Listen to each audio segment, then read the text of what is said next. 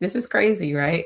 It's been a while getting this to work, but hopefully I'm able to get some information out tonight that is super helpful because there's a lot of noise out here, especially my social media uh, influencers who have been saying a lot of things about home ownership right now. So I want to make sure that we put some uh, light out there and put some myths to rest tonight.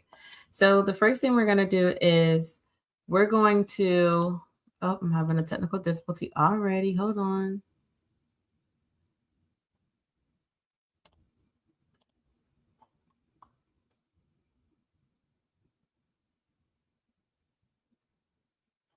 Yeah, not sure what that's about, but we're going to go ahead and get into it.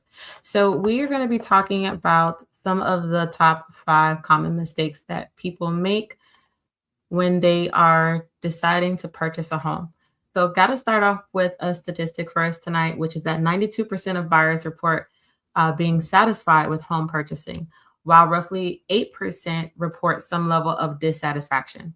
So, this is highlighting how unmet expectations can surface after a closing, particularly for first time home buyers navigating the process for the first time. And this statistic from the National Association of Realtors was really important to me to share because I feel like all the excitement happens when people are closing, right? You see all the pictures, you see the confetti, and they're super excited. But what happens after that? And especially for a first time home buyer, maybe all of this is new to you. You don't have any relatives who have purchased a home yet, and you're the first one. So, about 8% of people have said, hey, like there are things that surface that I had no clue about. And I'm here to kind of help bring that number down to alleviate some of the stressors that come after closing for our first time home buyers. So only 23% of home buyers actually apply for something called down payment assistance. And this is a hot topic for first time home buyers because some people are not qualified for down payment assistance. Some people don't even know that down payment options exist. It's not for everyone, it is just an avenue for you to save the most money in your pocket when you are purchasing a home. And that means about 77% of home buyers are leaving money and possibly better opportunities on the table because they're not even aware of what's accessible.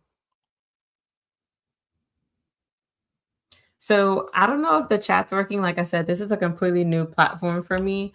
But if you have any feelings about homeownership, if it freaks you out, if you're like, what in the heck, girl, I have no clue what you're talking about, I would love to dive into that a little bit.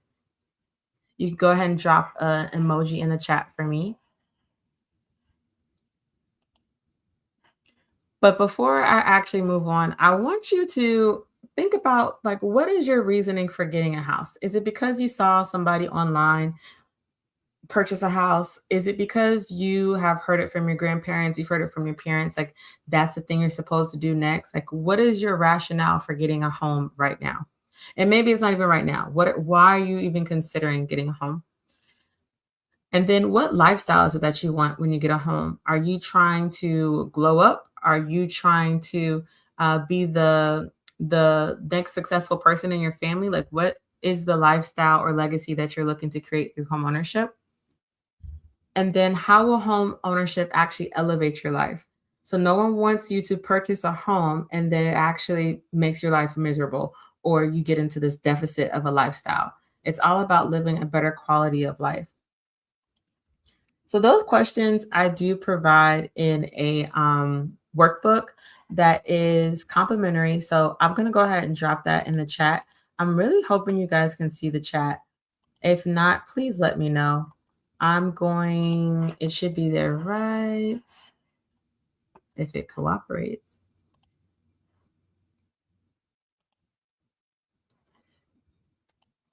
Okay, so it's in the chat. And that is a complimentary workbook. And what that workbook does, it just keeps you in alignment with what you said your goals were. So, first of all, when you're thinking about home ownership, it's not just searching for a house. Okay. It's a lifestyle alignment. What is it that you're looking to do day to day? And you don't want buyer's remorse when you do that. So, a little bit about me. My name is Dawn Reeves McKinney. I am a realtor out in the Orlando area, specifically Southwest Orlando. And I am a licensed realtor. Why am I saying that? Because you need to know who you're talking to. You're talking to a professional. I do this full time. I used to be an educator, high school teacher for 10 years. So hopefully this session helps you see what it's like to work with someone who's an educator, not a salesperson, who's a strategist, and who is a wayfinder, not a guesser. That's a big one for me. I think in this industry, it's very important to filter out quickly who's just giving you news that you want to hear versus the difficult and sometimes tough situations. And something that I pride myself on is the home ownership journey is just like a pearl, like the gem pearl. Like every time you are going through a hardship or a bump, because every situation is different in a home ownership journey. So because of that, it's unique to you. So my goal is with every irritant that comes up, similar to what happens to a pearl, that layer creates that success story or creates that pearl. So that's something that I keep to me and I kind of stick to with my analogy is a home ownership journey is just like a pearl for me. So like I said, I am a real person. I am very aware that sometimes when you're working with a real estate agent, they can come off as pushy. I am not that at all. I am very informative and I take my time to make sure that we're very clear on one of the biggest decisions of your life and it has to make sense. So, like I said, I've worked with people at every stage, people who have just started getting information, people who have actually closed on their home, no matter if you're just starting or you're ready to look at something today. It's important to speak to someone who's a professional who gets it. So, the goal tonight is really that you are making confident choices that are going to align with your vision. And I'm going to give you that information tonight to help you get there. So, some common myths that I've seen on blogs or I've heard through conversations is that people think they'll never be able to afford a home in Orlando with interest rates.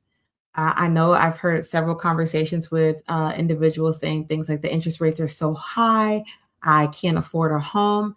And I think it's very important to not disqualify yourself. Like, talk to a real estate professional because they're the ones who do the qualifying. So it's very important to not let the fear mongering that you see online or from friends and family distract you from what it is that you want to accomplish. The next one that's a common myth that I've been hearing is that HOAs and CDD fees will catch you off guard as if they're a secret number that no one knows about. Uh, HOAs and CDDs is public information. So you are able, if you're working with a real estate professional, to get that information before you even put an offer on a home. Is it possible that the numbers may change? Absolutely. But you are not going to be caught off guard if you're working with a professional who gives you all of the information. Another myth that I hear quite often is that new construction isn't affordable. Uh, that's actually completely false. New construction is probably the most affordable it's been in a decade because it's competing with people who are reselling their homes.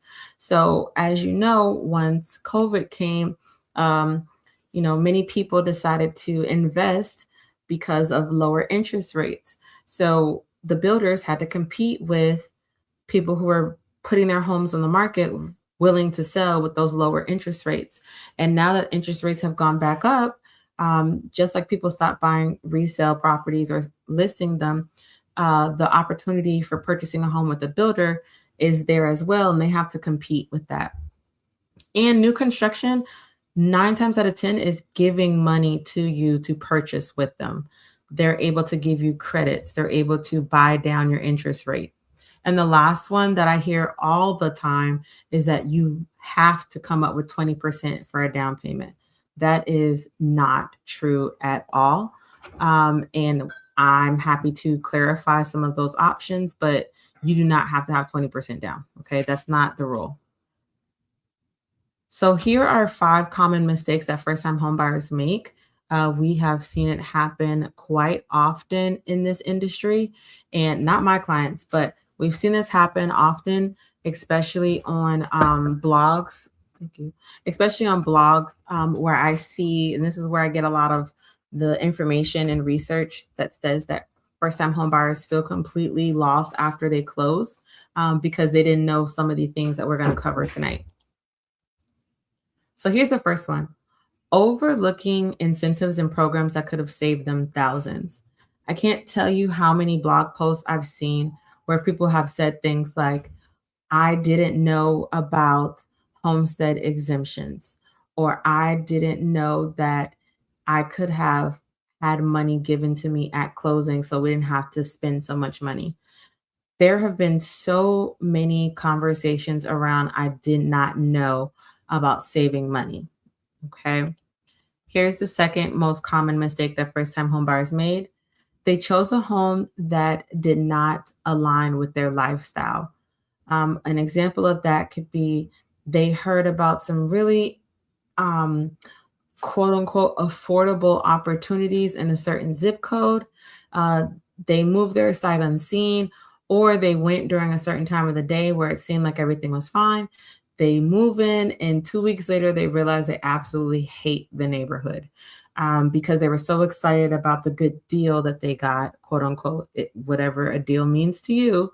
But they're miserable because it's far away from their job, or the schools that are close by are not up to par for them. So it's really important to think about your lifestyle. And that's a very common mistake that first time home buyers talk about.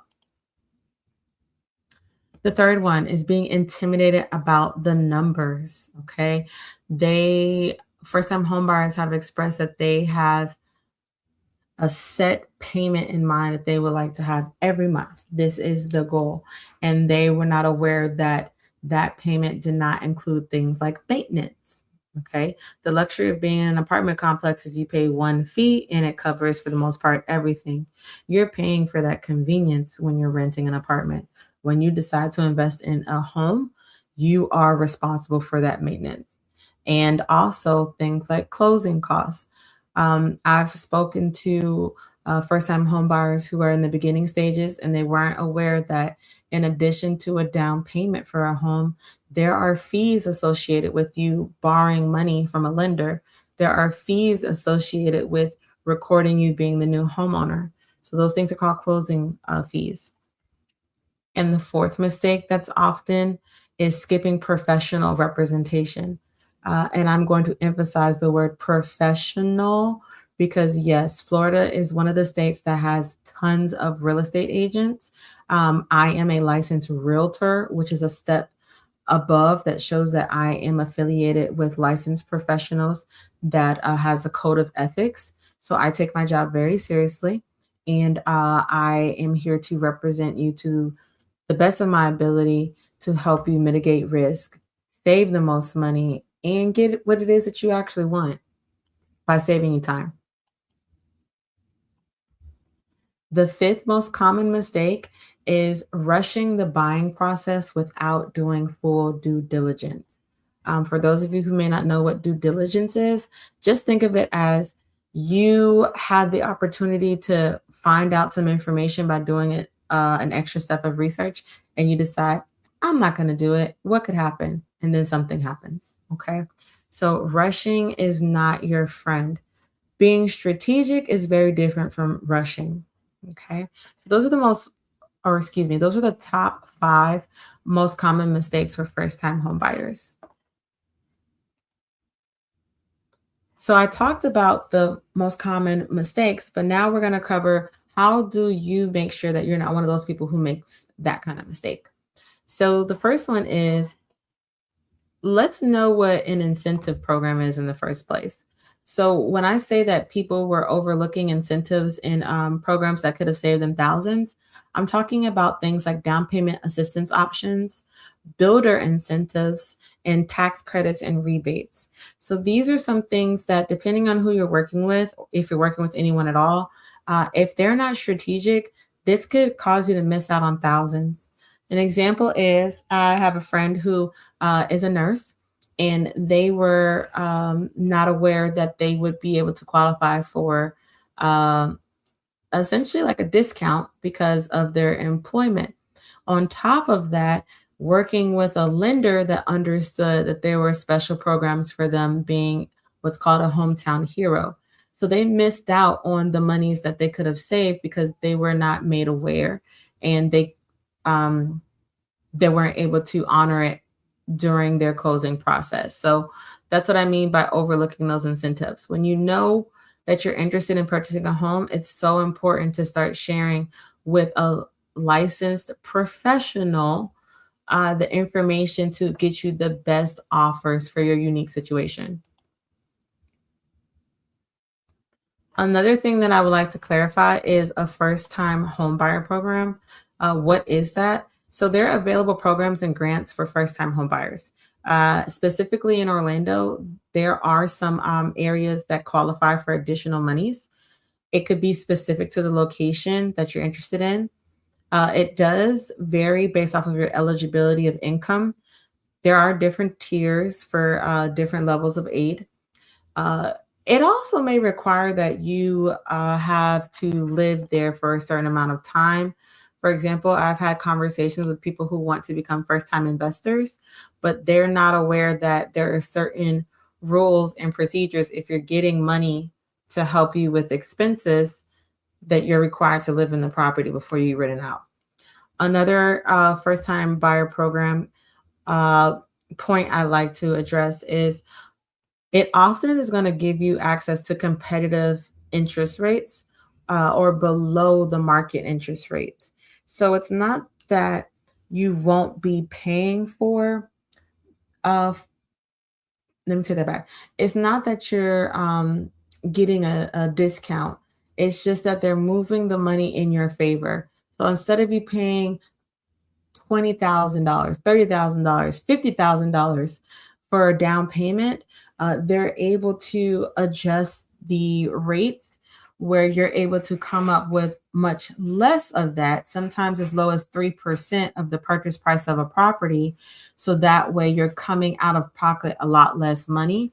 And it's going to be put into your mortgage for the purchase price of the home. There's even some options where they give you 100% financing. So you may qualify to put no money down. Okay. Let's say you have saved up and you're like, I qualify for 100% financing. Instead of you using that money towards the loan, you would be able to close on the loan. If you would like to put money towards the principal payment to bring down that amount, you could. Or if you're purchasing a resale property, you can do some maintenance on the property with the money that you've saved. So that's what I mean when I say first time buyer programs. Okay, so here's some examples that you can see across advertisements. There's a couple of builders on here that advertise, and these things change, okay? They're not always the same. So you'll see things like put as little as 0% down, special rates, medical professional loan programs. So that's specific to someone who's a medical professional. Down payment assistance programs from the county, like Orange County. There's another builder on here where they were giving an additional $2,000 as an incentive with purchasing a home from them. There is a local bank that they have a 0% down program. So basically, what I'm saying is there are options out here for you not to have to use all of your money getting into the home. Okay.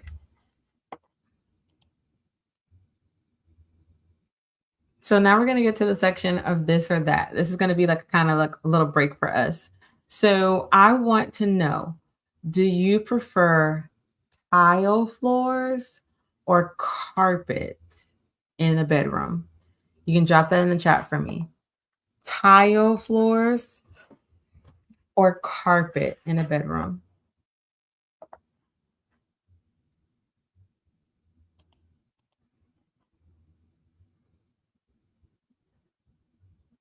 All right, we're going to keep it moving.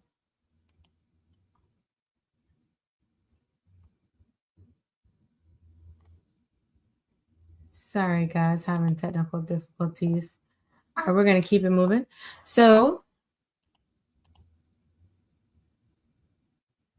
Lifestyle clash. What is that? So sometimes when we are looking for homes, we forget to consider things like what's the commute like? Um, how far is this from my favorite gym? So, some factors that home buyers have expressed that they completely ignored when they purchased their first home was that they only focused on the house, like the actual square footage of the house, the building. They ignored their commute and access to the things that they loved. They overlooked the community culture. They missed out on checking out the amenities. So the amenities that are offered in that community are either something that they did not want to use, or there are things that they would like to use that were not there. And the last one is, especially since we live in Orlando, is that they underestimated things like seasonal and tourist impact to their daily commutes. So, what are some solutions to that common mistake? Number one is before you even look at a house, you should be prioritizing your community research.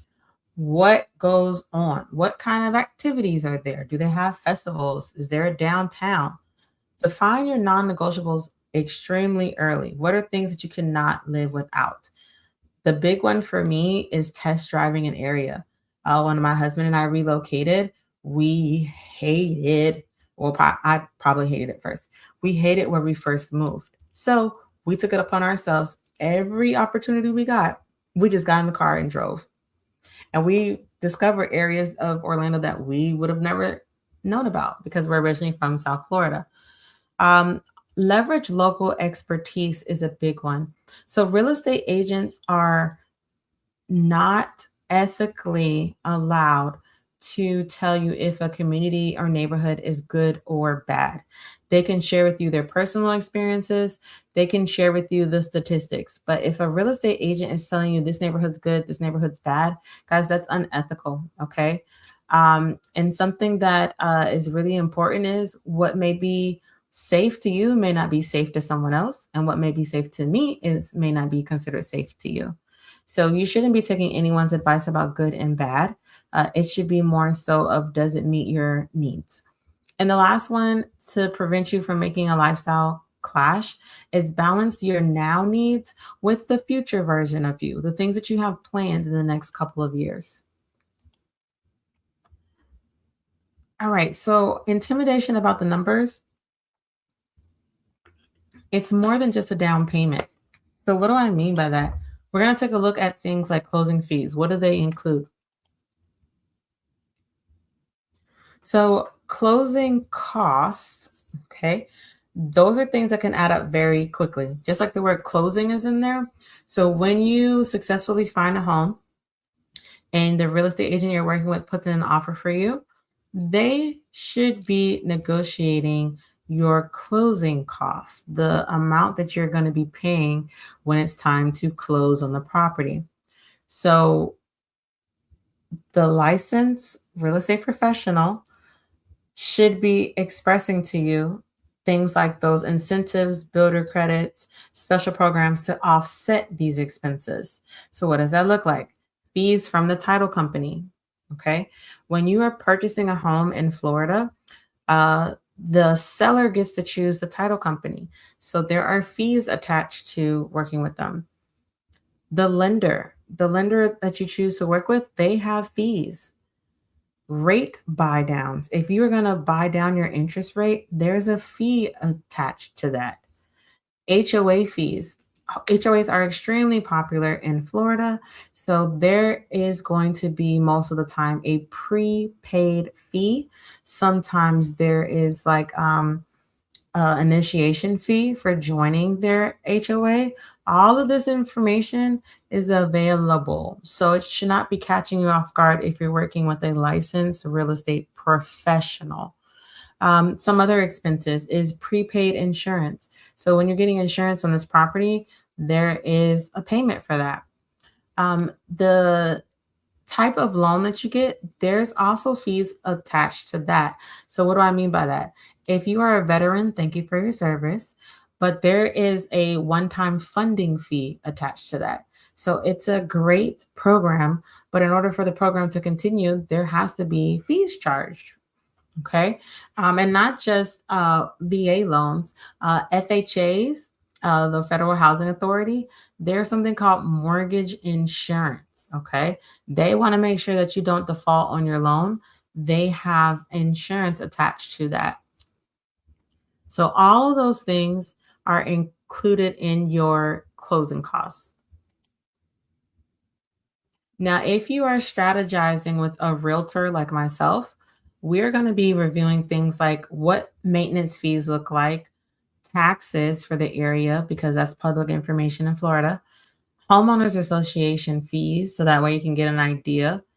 And very popular as of late is community developed districts or CDD fees, and that is rolled into your taxes. Sometimes you may see it displayed as a monthly expense. That's just because they're breaking down what the taxes would be. That's almost if you divided the taxes by 12 months.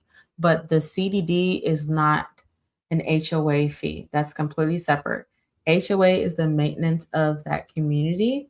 A CDD is the development of the neighborhood, the lights, the streets, excuse me, the landscaping. So they are two separate entities, and CDD is in your taxes. And then lastly, getting estimates for the insurance. Don't go with just the first company you see. Okay. And I'm even going to say that about lenders. Don't go with just the first lender you see.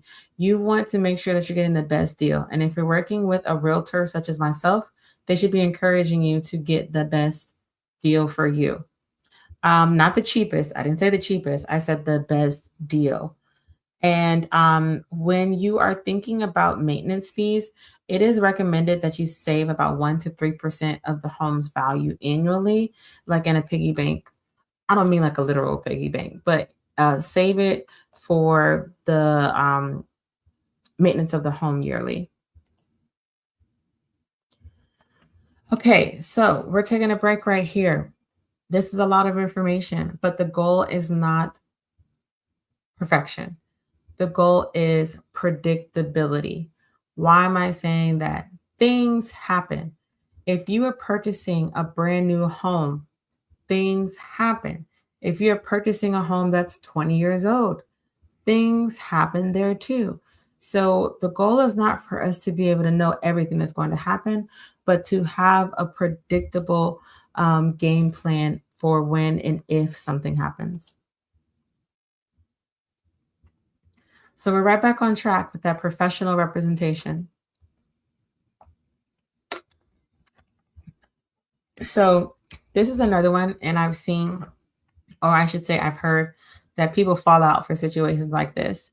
Is assuming that with a purchase like a home, that you don't need a professional, not just licensed, but a professional to be working with you. So this is something that I just feel the need to say, and I'm going to read it verbatim. Relying on a seller's agent. That means an agent who is representing the property that you're interested in purchasing. So relying on the seller's agent or going unrepresented can lead to missed negotiations and contract protections. It's possible to miss out on expert guidance in a hyper local market. So, what do I mean by that? I'm going to use an example.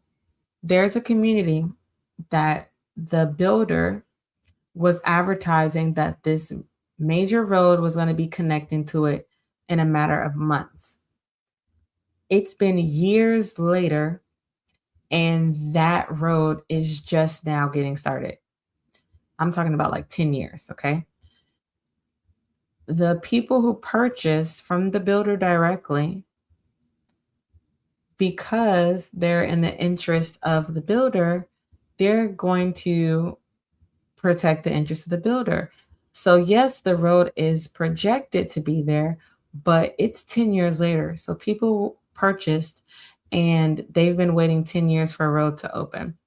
Why could that be frustrating? Well, as someone who lives in the neighborhood, I'm able to be able to give you a bird's eye view of what's happening because I live here, because I know what's going on.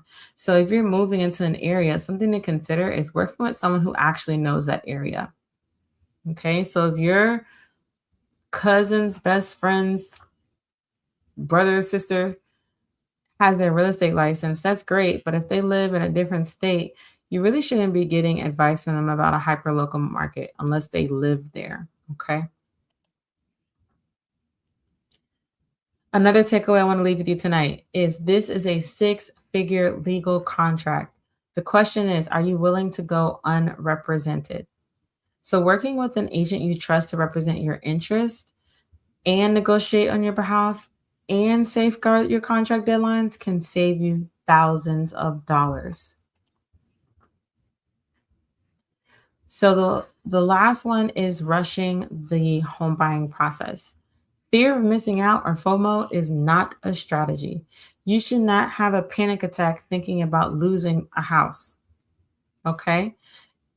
If you are not comparing your options, such as new construction versus resale properties, different communities, loan options, and even lenders, all of those can lead to buyer's remorse. So, something that I've been seeing in many blog posts is that people have felt pressured to buy a property by a real estate agent, or they were working with a lender who told them that they weren't able to use certain programs, and they later found out that they could have used those programs. And now they're regretting purchasing their home. And I remember when we first started this presentation, only 8% of people said that they were unhappy with, or I shouldn't say unhappy, that there was some distress after they closed. Only 8%. So, of that 8%, there are some things that could have been prevented or they could have been informed about so they would not have that negative experience. So, what is something that you can do to make sure that you're not rushing the process? Strategize with a real estate professional that is trusted. Allow yourself time for double checking. Compare your possible options and get pre approved so you can be a highly qualified buyer. That means talking to a lender early. Now, Don, that's me. Why would I be talking to a lender? I don't want to move until next year, or my credit is this. I cannot tell you enough. You are not the professional. There are different loan products. If you're financing, there are different loan products that you can use that will help you get into your home. And another thing I want to be very clear on, there's a difference between a pre approval and a pre qualification. And when you talk to a licensed professional, they'll be able to break that down in even more detail. But a pre approval is stronger than a pre qualification. A pre qualification is you are basically answering some questions, and based off of those answers, there is a number that's given to you. A pre approval is where the lender is diving deeper. They're looking at things like bank statements.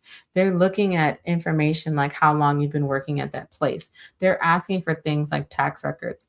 That's going to give you the best picture. Am I telling you to buy a house at the maximum for your pre approval? No, I'm not saying that. I'm saying, what is the rationale of going to look at properties and you don't know your budget? You are going to look at $3 million houses, but your budget is saying, sis, big bro, maybe we need to look at a $400,000 house. There's nothing wrong with that, but you can find the best thing for your budget when you have these conversations. Now, there are some situations where I've had clients who they did not want to get the pre-approval, but they were already homeowners. So they were aware of what they qualified for because they were looking for things that was either going to be an upgrade for them or similar to what they already had. But if you are a first-time home buyer, you definitely want to start having conversations about your budget and what that looks like.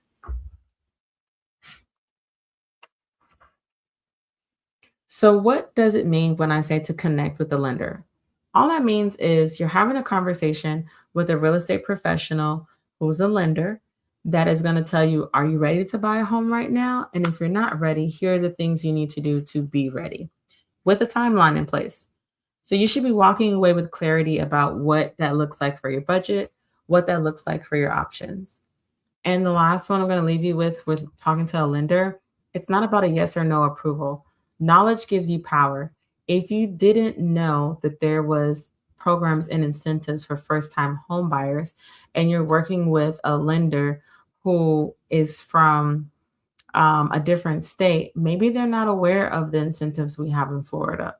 I mean, hopefully, you're working with someone like myself who has a very solid team behind them who is fully aware of local incentives. But in case they're not, you need to know what's available to you to see if you qualify for it. And then this is something that I love sharing. It is a visual map of what the home buying process could look like. This is if there are no bumps or hiccups along the way, right? So remember, I compare the home ownership journey to a pearl. There may be some irritants along the way, but for the most part, this is the process. The first step is you meet with a real estate professional. That's kind of like what you're doing tonight. You are going to be, before you even step foot in anybody's house, before you start saying, hey, I think I want you to be my real estate agent, you should be reviewing something called a buyer broker agreement in the state of Florida. For sure, we are not able to take you inside of any home without a buyer broker agreement. Okay. The second step is a pre approval. Right now, especially, many sellers are putting their homes on the market and they're asking for proof that you're even qualified to buy their home. So, with a pre approval, you would be able to showcase that you're a strong buyer because the homeowners have the right to tell you no. That is basically guaranteeing you access to the property. Searching for homes, that's the fun part, right? Looking for the best house, the things you like. That gives us the HGTV vibe. Okay. But notice that's not the first step. The next step is going to be, if you find the house that you love, you are going to be working with a licensed real estate professional, such as myself, and put in an offer. That offer hopefully will be accepted. If it is accepted, you will be moving forward. If it is not accepted, then you will be negotiating before you go to contract. Let's say it's finally accepted and you are in now the escrow period. Think of escrow as where you're providing a deposit, or we call it EMD, earnest money deposit. Um, Happy I just said that. I do have the ABCs of real estate, which is super helpful. It's basically a cheat sheet of all of the terms that are associated with real estate that are very common for first time home buyers. And I'm sharing that with you for free. I will put that in the chat as well. And so EMD, that's one of the things. You're putting your money in escrow and you're basically saying, I promise that I'm going to do everything possible to get this house. I'm going to apply for the loan if I'm using financing. I'm going to do my inspections. I'm serious about this house. Take it off the market because I'm buying it. Then the next step is going to be, hey, due diligence. Now that you are under contract, we're checking everything. You are going to get an inspector in there. They're going to check the roof. We're going to check the pipes. You are going to make sure that you know, for the most part, what to expect when you move into this space for maintenance. If there's anything wrong, okay, in Florida, we have something called an as is contract. If there's anything wrong, you are capable of asking for these things to be repaired and fixed. However, it's possible that they say no. Do you have your budget ready to go to make the necessary repairs should you follow through with that property? If not, maybe you don't continue and we go right back to searching for homes. That's an example of starting the process over again.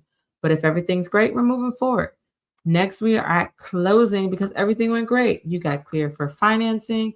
Nothing was wrong with the house. It was wonderful. So you get to the table and you didn't buy anything. You didn't buy a car. You didn't buy furniture. You stuck on the path to getting your home and you get your keys. And that is the process. So, as you can see on the screen, I am asking if you got some value from tonight's conversation. Please share a review about what a conversation with a real estate professional looks like. It should not feel like you are being peer pressured to do anything. It should be where you're getting information and you're making a decision if this is the best move for you. So, something else I want to leave you with is a timeline. This is not in stone, this is just a recommendation. If you are thinking about moving in the next year, something that would be helpful is open up a dedicated savings account for your house. I'm going to recommend a high yield savings account. I'm not endorsed by anyone here that I'm advertising. I'm not advertising, excuse me. I am not endorsing anyone here because I am not paid by them. So you can use something like Ally, you can use American Express, you can use SoFi. They have high yield savings accounts. Uh, I personally use one, and that's what I let my money sit and grow. And when I'm ready to use it for something, it's gained me some interest. If you're about 6 months out from homeownership, uh, that would be the best time for you to start using things like home buyer guides and reviewing your credit report. I don't know about you. I don't even pretend like I know about things in the credit report. I leave that to the professionals. So I talk to lenders early, let them do that part. And 3 months out, that is where you're securing your financing. You are ready to buy your house in the next 3 months. You want to know, are there any home buyer programs? Are there any classes that you can take to save money on your closing costs? And you want to be making sure that you're working with a trusted lender. This is the person that you know when things get rough or if you hit a bump, they're going to vouch for you to make sure you're still getting the best deal. And that is it for me tonight. I am once again asking you to take some time and check out some of the resources I have available for you. If you're watching this, it's probably going to be on YouTube, possibly Instagram. So I'm sharing that with you. My handle is at Perfect View. You can also leave me a review. That's what the QR code is for, about what it's like to talk to a real estate professional early on. Also, if you would like to talk to me about your unique situation, you can get on my calendar. It is in my bio. That way we can talk more about what does your unique situation look like. So once again, if you found value tonight with me, Dawn Reeves McKinney, your Orlando realtor, I would love for you to leave a review and share with other home buyers or future home buyers that it's okay to have conversations early and just get information. I don't think there's any questions tonight because I don't see any in the chat. So that's going to conclude our time. Once again, if you are interested in learning more about real estate options in Orlando, Florida, specifically the Southwest Orlando area, I would love to be a resource for you. Hope you guys have a great night. Bye.